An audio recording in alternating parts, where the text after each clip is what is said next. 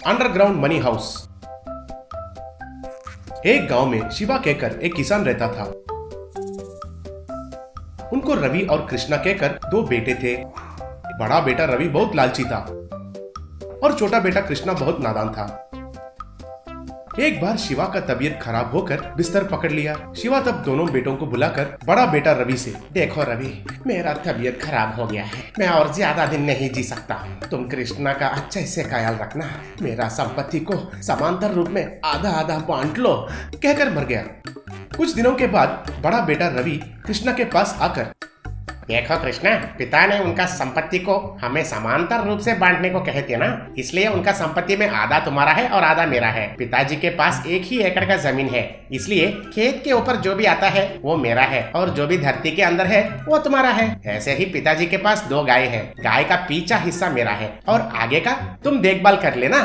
तब कृष्णा ठीक है कहकर चला गया। अगले दिन कृष्णा उन गायों को चारा दिया।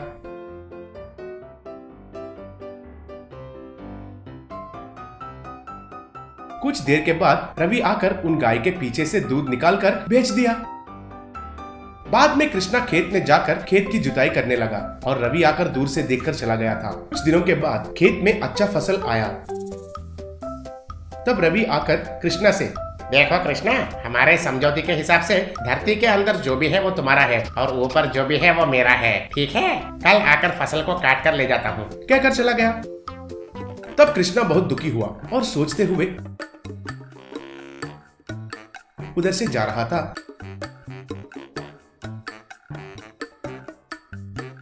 तो रास्ते में उनको एक मुनीश्वर दिखाई दिए। तब कृष्णा मुनीश्वर के पास जाकर जो हुआ सब कुछ बताया।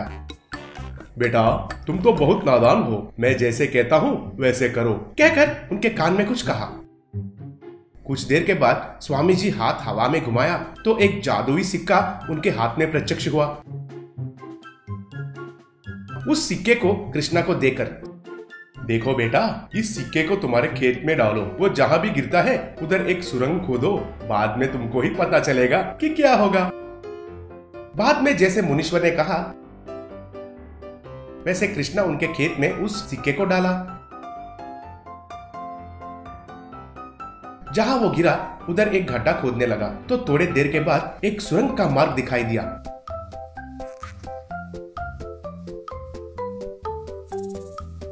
ऐसे उस सुरंग में थोड़े देर जाने के बाद कृष्णा को एक मिनी मनी हाउस दिखाई दिया। तब कृष्णा हैरान होकर, अरे बाप रे, ये तो कोई मायावी मनी हाउस जैसा लग रहा है। सुरंग में ऐसे पैसों से भरा हुआ घर को मैंने पहले कभी नहीं देखा, कहकर अंदर गया। अंदर बहुत सारे रुपयों का बंडल्स थे। कृष्णा उन रुपयों को लेकर रवि के घर के बगल में ही और एक बड़ा सा घर बनाया। कुछ दिनों के बाद एक शाम रवि उनके पत्नी से, अरे ये क्या है, मेरा भाई कृष्णा इतना कम समय में इतना बड़ा घर कैसे बनाया? जरूर कुछ राज है।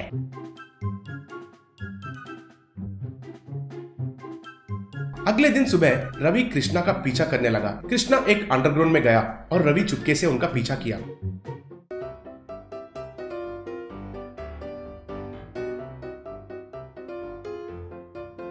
अंदर कृष्णा मनी हाउस के अंदर जाते हुए देखकर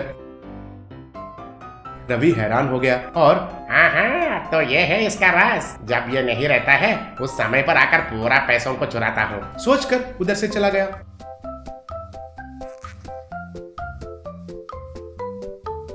उस शाम को जब कृष्णा नहीं था तब रवि उस अंडरग्राउंड में जाकर देखा तो वहां कोई मनी हाउस नहीं दिखाई दिया।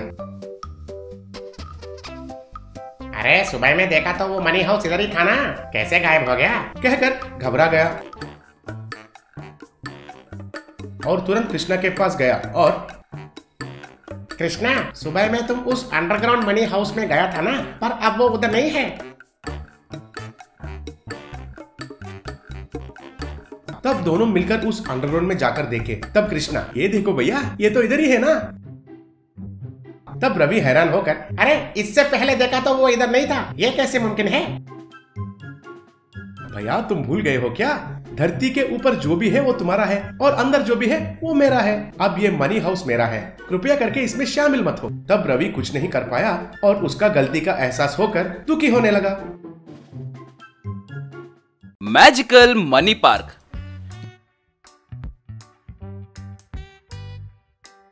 दिल्ली के अपने फार्म हाउस में मिनिस्टर महंती बैठकर रो रहा था। उसका साला गंगाराम वहाँ पर आया। क्या जीजा जी, आप क्यों रो रहे हो? आम तौर पर आप लोगों को रुलाते हो ना, वैसे आप क्यों रो रहे हो? ओहो, मुझे लगता है कि लाफिंग थेरेपी के जैसे ये भी कोई क्राइंग थेरेपी है शायद। सही है ना? सही है ना? मैंने सुना है कि लाफिंग थेरेपी से हमारा स्वास्थ्य अच्छा रहेगा, मगर इस क्राइंग थेरेपी का क्या फायदा है जीजा जी? आप तो फायदे के बिना कोई भी काम नहीं करते हैं ना। ऐसे वो सवाल पे सवाल पूछते रहने पर महंती रोना बंद करके गंगाराम को दे मारा।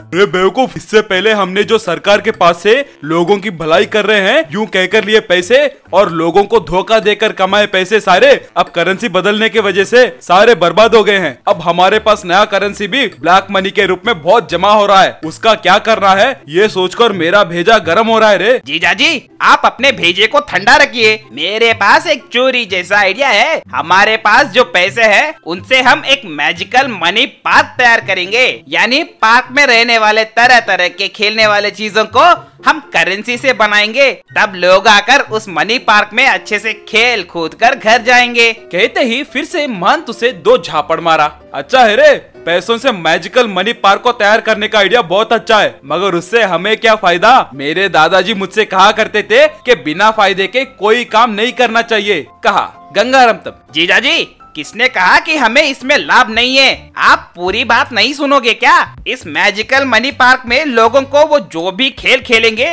वहीं के वहीं उन पर पैसे बरसेंगे। हम पार्क को उस तरह डिजाइन करवाएंगे।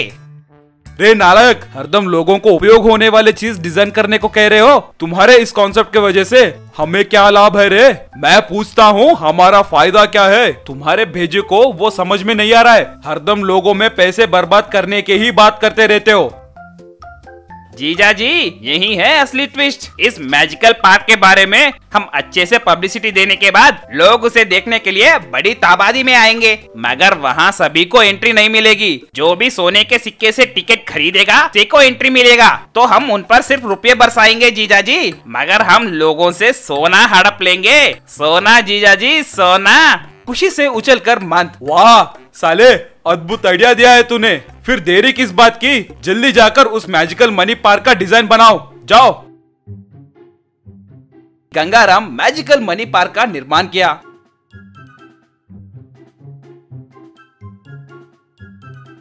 उसके ओपनिंग के लिए आए जीजा महंती से गंगाराम। जीजा जी, पहले आपके हाथों से बोनी कीजिए, सोने के सिक्के से टिकट खरीदिए। महंती उसे पास बुलाकर, ये क्या रे, मुझे भी टिकट खरीदना पड़ेगा क्या? मैं मिनिस्टर हूँ रे, हमें सब कुछ फ्री में मिलना चाहिए, हम टिकट क्यों खरीदे? यहीं पर एक और ट्विस्ट है जीजा जी। एक मिनिस्टर खुद सोने के सिक्के से टिकट खरीदे तो वो मामूली खबर नहीं बनेगी, वो एक सनसनी खबर बनेगी जीजा जी। लोग दौड़ते हुए आएंगे। ऐसे सीधे सीधे कहो ना, गधे कहीं के। ठीक है ठीक है, कहकर गोल्ड कॉइन से टिकट खरीदकर अंदर गया और मैजिकल मनी पार्क में पैसों से बनाए तरह तरह की चीजों से खेलने लगा। वो खेल रहा था और पैसे उछलकर गिर रहे थे। बस उस पैसों के ढेर को देखकर महंती, वाह ये मैजिकल मनी पार्क क्या मस्त है रे। ऐसा पार्क शायद सिर्फ यही है, ये गरीबों के लिए बहुत काम आएगा। ऐसे खेलने के वजह से अपने शरीर को एक्सरसाइज के साथ साथ जेब भर के पैसे भी मिलेंगे, जो चाहे वो खरीद सकते हैं। यूं भाषण देकर चला गया। उस दिन से उस पार्क में बहुत लोग आने लगे और उस मनी पार्क में खेलने लगे।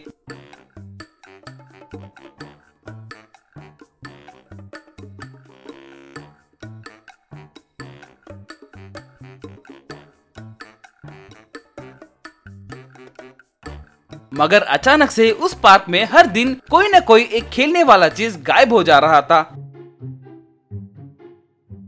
एक दिन मैनेजर भागते हुए आकर गंगाराम से, सर हमारे मैजिकल मनी पार्क में आज एक झूला गायब हो गया सर। ऐसे हर दिन एक चीज गायब हो जा रहा है सर। सारे दरवाजे बंद हैं और कोई भी किसी चीज को बाहर ले जाए जैसा नहीं लग रहा है, मगर वो सब गायब हो जा रहे हैं साहब।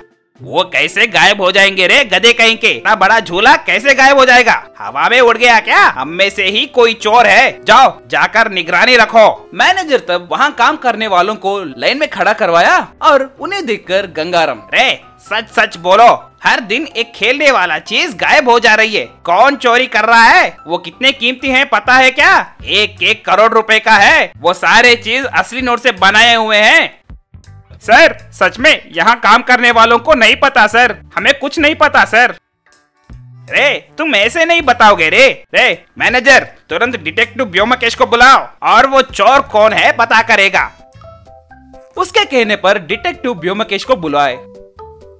डिटेक्टिव जी, इस मैजिकल मनी पार्क के सारे खेलने वाले चीज असली नोटों से बनाए हुए हैं। एक एक चीज बहुत कीमती है। कोई चोर उन्हें गायब कर रहा है। वो कैसे गायब हो रहा है पता भी नहीं चल रहा है। आप ही उसे किसी भी तरह पकड़ना होगा।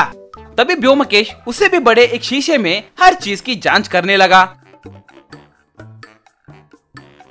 और एक जगह रुककर जमीन पर एक छेद को दिखाते हुए, इधर खोदिए, आपका चोर मिल जाएगा।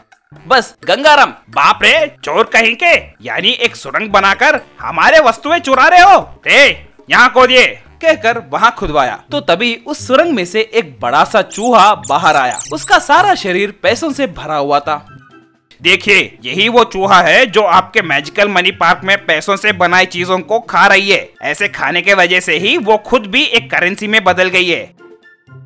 रे, क्या इसी चूहे ने हमारे चीजों को गायब कर दिया? अगर ये बात मेरे जीजा को पता चला तो मुझे मार डालेंगे, मेरी चमड़ी उजेड़ देंगे। इस चूहे को पकड़कर इसे एक चूहेदाने में डालिए, इस पे मनी रैट नाम का बोर्ड लगाइए। अगर इसको किसी ने छुआ तो किस्मत चुंबक की तरह आपके साथ चिपक जाएगी, पैसों की बरसात होगी। ऐसे लिखिए। अपने पूरे पैसे वसूल होने तक इसे मत छोड़िए।